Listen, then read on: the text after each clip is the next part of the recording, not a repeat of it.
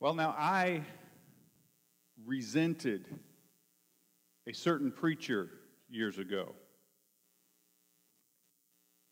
because by the time he had encapsulated the entirety of what the Bible says and interpreted every one of the last 2,000 years of church history and quoted this one and that one, my Christmas Eve was shot. He had to have gone on for 45 minutes. And I brought these guests with me who I thought would have loved to have come back someday to that church. What with the beautiful music, the stunning sanctuary, the candlelight. I must have checked my watch a dozen times. We had reservations, you know. And so I was restless. Fidgety right there in the pew, which did not have any cushions like we do here. There was a clock in that church. You could only really see it if you looked up as you were walking out because it was over the back door, the main door. Only the preacher could really see it. Do you know what that clock was for? I don't either.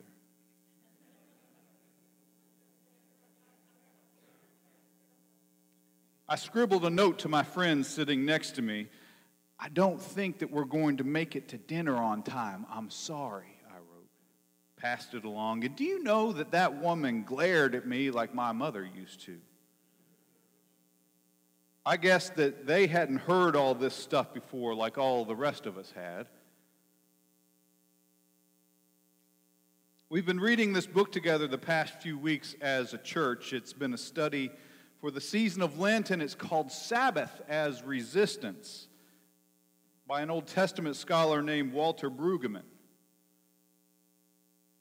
He has a line that caught my particular attention in this week's chapter called Resistance to Multitasking.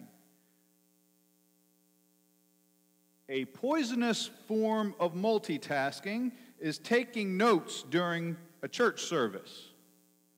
Not notes on the sermon, but a grocery list, or calls to return, or deals to make. And you know, I think I've done that. Poisonous, he said. It's poisonous. Something about our lives can't seem to wait for holy things to run their course. Why is that? Time was when this thing that we do here was the thing, wasn't it? That's what I've heard anyhow. If church did not go on for a few hours, then what was the point in getting everyone up and out the door? It's not like there was anything else to do, I guess. First year out of seminary, and I was serving in this little town where there were 2 different disciples' churches. Imagine that. There has to be a story there because you can go hundreds of miles without seeing one disciples' church. And yet there in that town there were 2. You know, sometimes I see 2 Baptist churches right across the street from each other. And you know there's a story there. Had to be a fight somewhere along the way, don't you figure? And it may date all the way back to Peter and Paul. Who knows? Have you ever seen that? 2 disciples' churches in little old Midway, Kentucky. One was white, one was black. And it had been that way since the 1840s.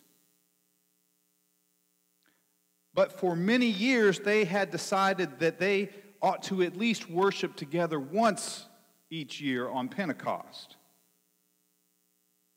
So, first year out of seminary and Second Christian Church was hosting us at their place, which meant that I was expected to preach as the visiting pastor. An elder came into my office early that week and said, "Now, I think you ought to consider saying more on Sunday than you usually do." More? Well, yes. And she went on to explain that the service there can go on for a couple of hours, if not more. Sure enough, when I stepped into that pulpit at Second Christian Church, I noticed that there was not a clock on the back wall where only the choir and the preacher can see it.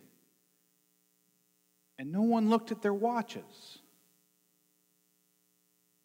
And since we had put together a pitch-in after church, I guess no one worried about getting to lunch on time. Strange. Brueggemann suggests that our restlessness and our multitasking, even when kind of going through the motions of religion, are as seductive as the smartphones we cling to with our very lives, and yet as ancient as the Israelites. That it may have all the trappings of a modern world that can't ever seem to turn its technological self off for even a moment, but that it really stems from a human condition that is rooted, apparently, even in old Adam and Eve, and their desire to have more than they already have. Multitasking, Brueggemann says, is the drive to be more than we are, to control more than we do, and to extend our power and our effectiveness. And such practice yields a divided self with full attention given to nothing. How about that? I have a friend that likes to send text messages all the time. And I can't quite figure out why it is that he's never actually with the people that he wants to be talking to. So he's got this hunched over posture on his phone all the time, and just kind of tapping away with his thumbs. We're talking, but he's looking down at the screen in his hand. He laughs. I haven't even made a joke. I ask him something important. He says, "What? Say that again." The restaurant is on fire, I say. And I still don't think that he's heard me. Which I guess is how God must feel when we can't or won't turn our own multitasking minds off when we get here. Brueggemann says that it is not actually the phone, it is the soul. And it's that insatiable desire to have more than we've got and more than we have been given. Now, listen to these words that the old prophet Amos wrote, and imagine, while listening, that what you've got is these ancient Israelites, ancestors of Jesus, sitting there in worship, perhaps in the old temple or synagogue, but they're antsy, restless, fidgety, and thinking about all the other things that they have going on.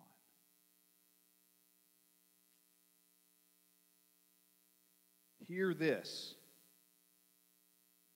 You that trample on the needy and bring ruin to the poor of the land, saying, "When will the new moon be over?" so that we may sell grain, and the Sabbath, so that we may offer wheat for sale. We will make the ephah small and the shekel great, and practice deceit with false balances, buying the poor for silver and the needy for a pair of sandals, and selling the sweepings of the wheat. The Lord has sworn by the pride of Jacob, surely I will never forget any of their deeds. Shall not the land tremble on this account, and everyone mourn who lives within it? And all of it rise like the Nile, and be tossed about and sink again, like the Nile of Egypt. I mean, he's not really talking about us, right? Trampling the needy, bringing ruin to the poor. I mean, that's not us, is it? I mean, no, I don't think so. I wouldn't say that. Brueggemann's point throughout all of this, however, is this is the kind of thing to be aware of. There are consequences in our souls, in our behaviors, that result from never fully taking Sabbath seriously. And so in Amos's day, the prophet imagines people sitting in worship, but restlessly anxious to get back out to the marketplace, to do their work and to do their business. So when will the new moon be over so that we may sell things again? When is the Sabbath going to end? It's a great day to sell wheat. I mean, when is this preaching going to get to the point where we're done with it? We've already had a long piece of music from the choir. Haven't even had communion yet. And you know how that accompanist goes on during the offering.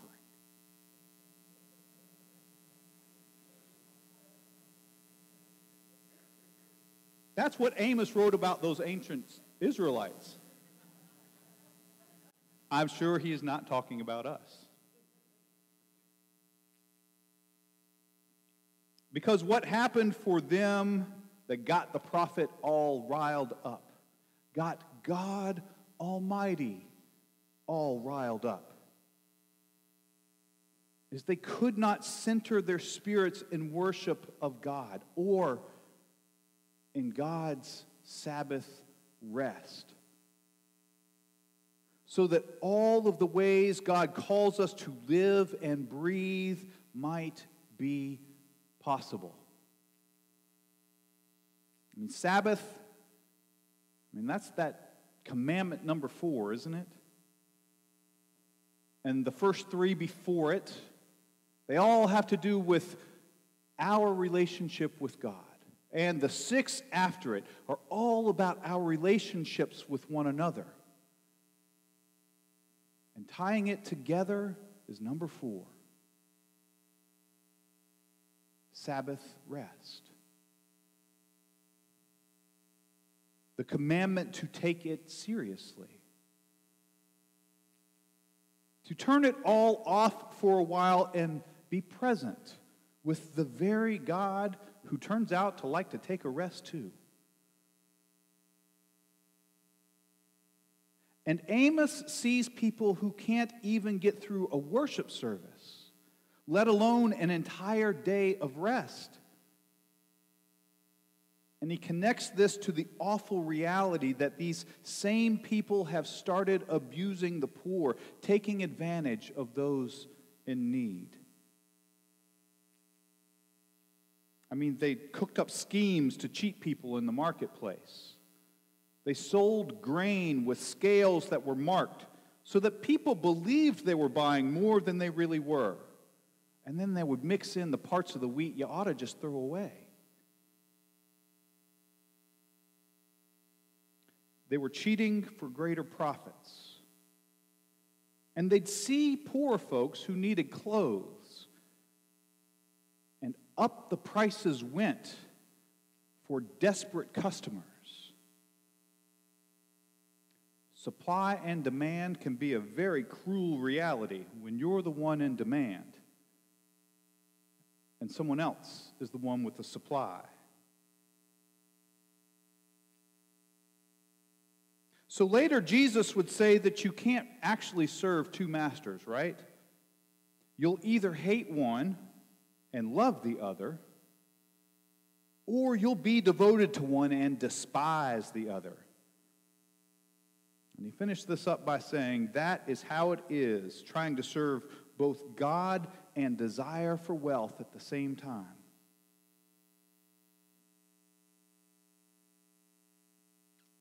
And if you hadn't read much of that book, the Bible, let me tell you,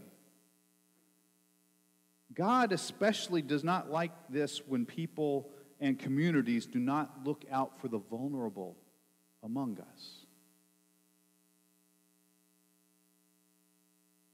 And instead, what God offers is that people take a rest together and simply enjoy and appreciate each other and the creation that God has given to all of us.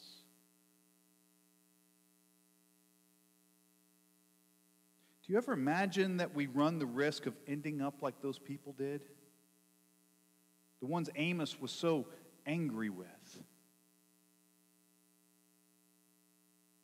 Can't quite be present entirely for and with God, and then end up unable to treat one another in the ways that God calls us to. Lord, I hope not.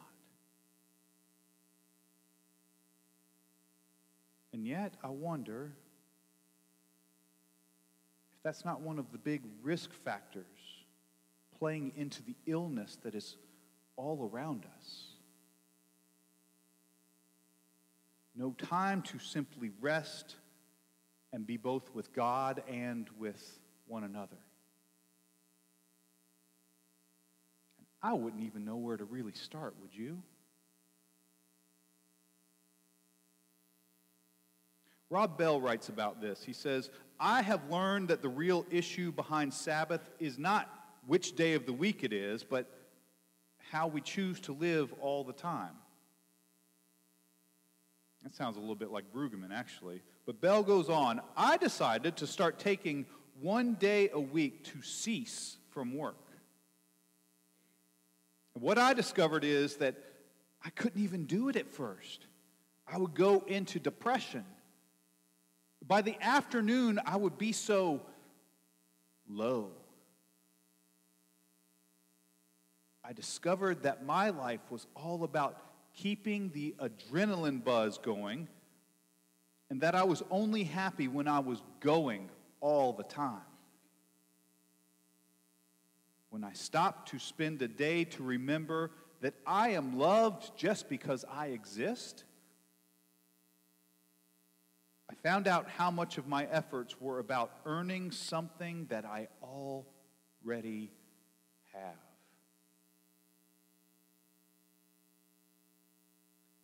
Sabbath is taking a day to remind myself that I did not make the world and that it will continue without my efforts. It is the day when my work is done, even if it isn't. It is the day when my job is to enjoy. Period. It is the day when I am fully available to myself and those that I love the most. I can't believe he says this. I don't know how he does it. But Bell says, Sabbath is a day when my phone is turned off. I don't check my email, and you can't get a hold of me. Sabbath is a day when I remember that when God made the world, he saw that it was very good.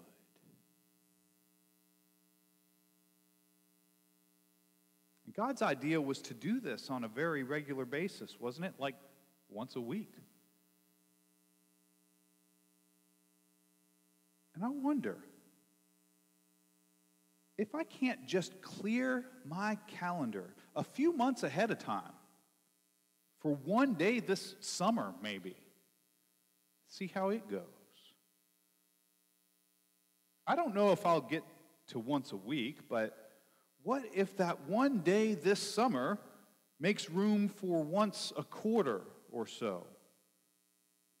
And once a month after I get used to it. Do you think that would work? Get up to once a month and, well, maybe then once a week won't seem so impossible by then. I don't know. But I think that I will try it once on a day, not too far ahead, when I can just clear everything off the calendar, set that one day aside. Things are pretty filled up now because I haven't paid attention. But there's a day up ahead, I'm sure. So that's going to be my plan. What do you think about it?